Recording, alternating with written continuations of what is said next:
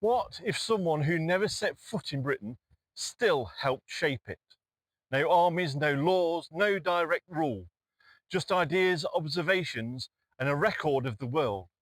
Because sometimes influence travels further than people do.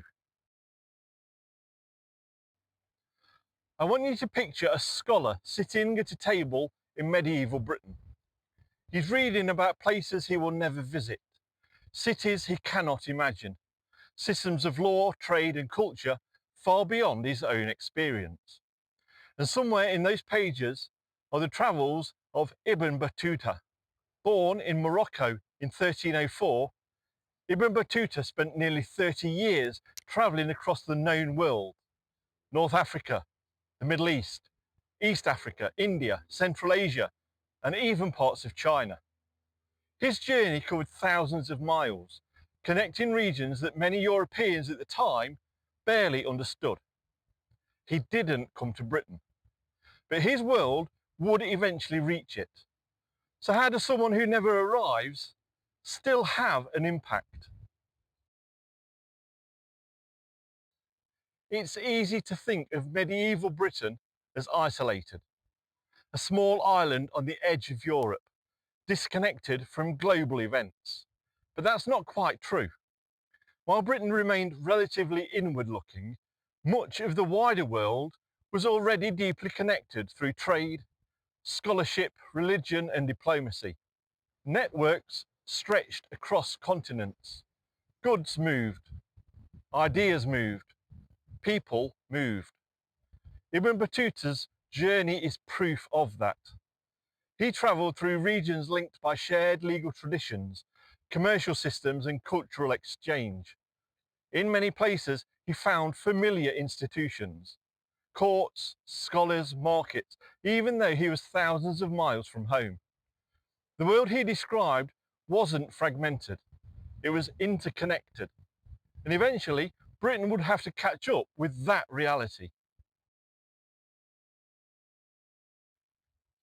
Ibn Battuta's travels were recorded in a work known as the Rihla, a detailed account of the places he visited and the systems he encountered. This wasn't just a travel diary, it was a record of how societies functioned, how justice was administered, how trade was organised, how rulers governed, and how communities lived. For later readers, including those in Europe, this kind of writing mattered enormously, because knowledge shapes expectation. When British scholars, traders, and eventually imperial administrators began engaging more deeply with the wider world, they weren't stepping into complete ignorance. They were entering a world already described, already mapped, not always accurately, but meaningfully. And that changes how you behave.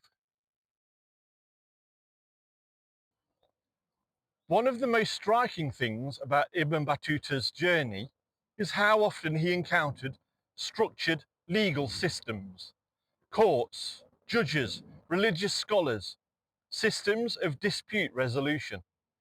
This challenged a simplistic idea that civilization flowed in one direction, from Europe outwards. In reality, complex societies existed across Africa, the Middle East, and Asia long before Britain began expanding its global influence. And as Britain later engaged with these regions, whether through trade or empire, it encountered systems that were already sophisticated. That encounter mattered because it forced Britain to adapt, negotiate, and sometimes rethink its assumptions. By the time Britain began expanding globally in the 16th and 17th centuries, it was entering a world that had already been mapped, intellectually, culturally, and commercially, not by British travellers, but by people like Ibn Battuta. There's a quiet irony here. Britain would later see itself as a global power, mapping and categorising the world. But earlier travellers had already done much of that work, just from a different perspective. The scholar in our imagined scene reads these accounts. Slowly, the world becomes bigger, more complex, less predictable. And once you understand that the world is bigger than you thought, you can't go back to thinking small. Here's a key point. Influence doesn't require physical presence. Ibn Battuta didn't shape Britain by ruling it, by trading with it directly, or even visiting it. He shaped the intellectual environment that Britain would later enter.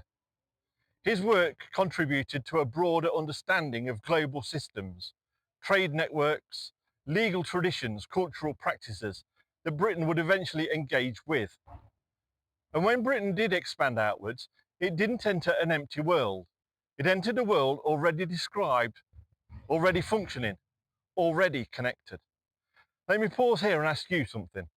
Do you think Britain's global expansion would have looked different if it had fully understood how connected the world already was? Or was misunderstanding part of the story? I'd really be interested to hear your thoughts, so put them in the comments. Because this question sits right at the centre of how history unfolds. Of course, Ibn Battuta's account wasn't perfect. Like all travellers, he saw the world through his own lens. He focused on certain details, missed others, and interpreted what he saw in ways that made sense to him. But that's true of all historical sources. What matters is that his work exists, that it circulated, that it contributed to a wider pool of knowledge about the world beyond Europe. And that knowledge shaped expectations, even indirectly. Because when people read about distant places, they begin to imagine them. And imagination is often the first step towards action.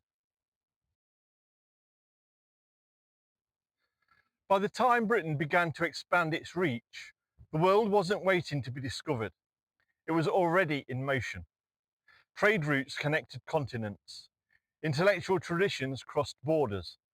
Legal systems operated across vast regions. Ibn Battuta's journey captured that reality.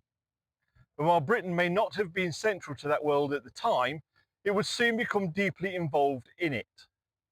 Which means that understanding figures like Ibn Battuta isn't just about appreciating global history, it's about understanding the context Britain stepped into. So what does Ibn Battuta's story tell us about the making of Britain?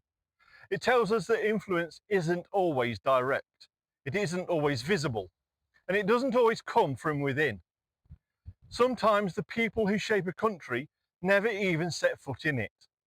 They shape the ideas, the assumptions, the expectation that guides decisions later on.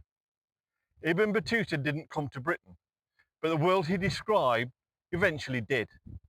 And that leaves us with a question that runs through this entire series. How much of Britain was shaped by people it barely knew were shaping it? Thanks for walking a little further along the path that made Britain.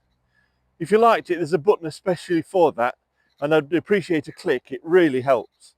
If you subscribe, there's a whole back catalogue of videos like this for you to discover, including this one, chosen especially for you by YouTube. Have a look, I think you'll like it. So until next time, thank you so much, take care, and I'll see you soon. Bye.